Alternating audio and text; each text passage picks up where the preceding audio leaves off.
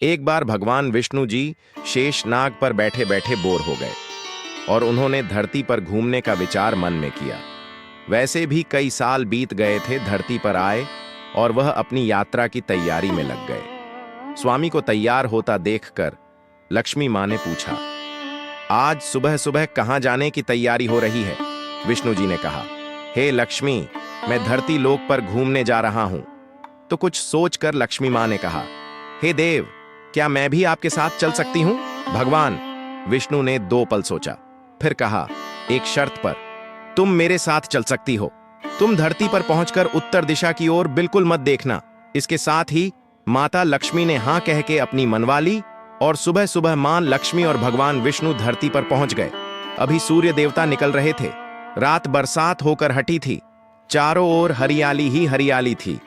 उस समय चारों ओर बहुत शांति थी और धरती बहुत ही सुंदर दिख रही थी।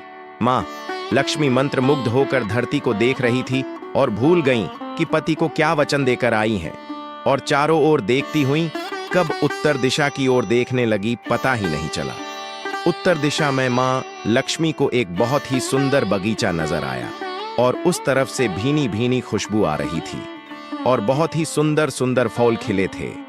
यह एक फूलों का खेत था और मां लक्ष्मी बिना सोचे समझे उस खेत में गई और एक सुंदर सा फूल तोड़ लाई। लेकिन यह क्या, जब मां लक्ष्मी भगवान विष्णु के पास वापस आई तो भगवान विष्णु की आंखों में आंसू थे और भगवान विष्णु ने मां लक्ष्मी को कहा कि कभी भी किसी से बिना पूछे उसका कुछ भी नहीं लेना चाहिए, और साथ ही अपना वचन भी याद दिलाया। मां लक्ष्मी को अपनी भूल का पता चला तो उन्होंने भगवान विष्णु से इस भूल की माफी मांगी। तो भगवान विष्णु ने कहा कि जो तुमने जो भूल की है उसकी सजा तो तुम्हें जरूर मिलेगी। जिस माली के खेत से तुमने बिना पूछे फूल तोड़ा है, यह एक प्रकार की चोरी है। इसलिए अब तुम 3 साल तक माली के घर नौकर बनकर रहो। उसके बाद मैं तुम्हें बैकुंठ में वापस बुलाऊंगा। मां लक्ष्मी ने चुपचाप सर झुकाकर हां कर दी और मां लक्ष्मी एक गरीब औरत का रूप धारण करके उस खेत के मालिक के घर गई। घर क्या, एक झोपड़ा था और मालिक का नाम माधव था। माधव की बीबी, 2 बेटे और 3 बेटियां थीं। सभी उस छोटे से खेत में काम करके किसी तरह से गुजारा करते थे। मां लक्ष्मी जब एक साधारण और गरीब औरत बनकर जब माधव के झोपड़े पर गई तो माधव ने पूछा, बहन तुम कौन हो और इस समय तुम्हें क्या चाहिए? तब मां लक्ष्मी ने कहा, मैं एक गरीब औरत हूं। मेरी देखभाल करने वाला कोई नहीं। मैंने कई दिनों से खाना भी नहीं खाया। मुझे कोई भी काम दे दो, साथ में मैं तुम्हारे घर का काम भी कर दिया करूंगी। बस मुझे अपने घर में एक कोने में आसरा दे दो। माधव बहुत ही अच्छे दिल का मालिक था। उसे दया आ गई, लेकिन उसने कहा, बहन मैं तो बहुत ही गरीब हूं।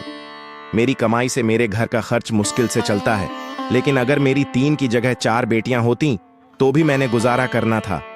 अगर तुम मेरी बेटी बनकर जैसा रुखा सुखा हम खाते हैं उसमें खुश रह सकती हो तो बेटी अंदर आ जाओ।